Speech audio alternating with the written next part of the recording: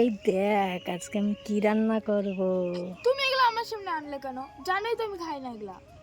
তুই খায়ে দেখ আজকে আমি না কেমন শোনো, রান্না করি।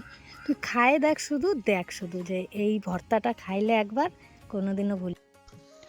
তো দেখো, শুটকি মাছ দেখেই মুখটা একেবারে বাংলার পাঁচের মতো করছে। কারণ শুটকি মাছ ও পছন্দ করে না, একদমই খাইতেই চায় না। তো এর আগে আমি একদিন সবজি দিয়ে শুটকি মাছ রাঁধছিলাম, ডাঁটা আলু বেগুন সব কিছু দিয়ে। তো ওর পছন্দ হয়নি সেদিন। তাই আজকে ভাবলাম এইভাবে শুটকি মাছ রান্না করে খাওয়াই, দেখি খায় নাকি। ও শুটকি মাছ আর খাসির মাংস এই দুইটা জিনিস একদমই পছন্দ না, তাছাড়া এমনি আর খাওয়ার জিনিস নিয়ে কোনো ওর বাহানা নাই। আর দেখো আমি এদিকে কড়াই চাপাই দিয়ে তেল দিয়ে শুটকি মাছটা ভালো করে ভাইজে নিলাম। মানে আগে আমি সিদ্ধ করে নিছি, তারপরে শুটকি মাছটা ভাইজে নিলাম। আর শুটকি মাছটা রান্না করতে করতে আমার দাদুর কথা মনে পড়ে গেল, কারণ কি আমার দাদু এই শুটকি মাছটা খুব ভালো খাইতো।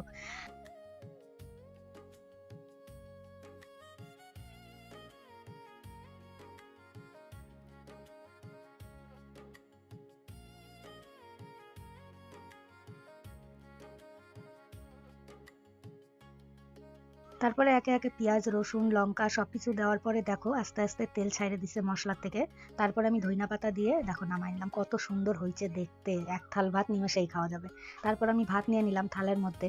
আর দেখো লেবু আর শুকনো লঙ্কা ভাজা নিয়ে নিছি সাথে, কারণ এই শুকনো লঙ্কা দিয়ে আর লেবু দিয়ে খাইলে এটার স্বাদ আরো অনেক বেশি বাইরে যায়। তো তারপরে মেয়ের কাছে নিয়ে গেলাম।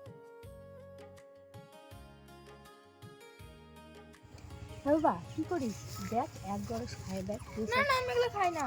একবার না খায় দেখ না তুই, না না শুধু মুখে দিয়ে দেখ। খাই আমি না আমি এগুলা। বলতেছি, আমি বলতেছি একবার মুখে দিয়ে দেখ কেমন স্বাদ, তারপরে বলিস। না, এটা এত টেস্ট আমি তো জানতামই না। শুটকি মাছ এমনই, তুমি কি ভাবো যে মাছ আর মাংস আর ডিমের স্বাদ? শুটকি মাছও দারুণ স্বাদ।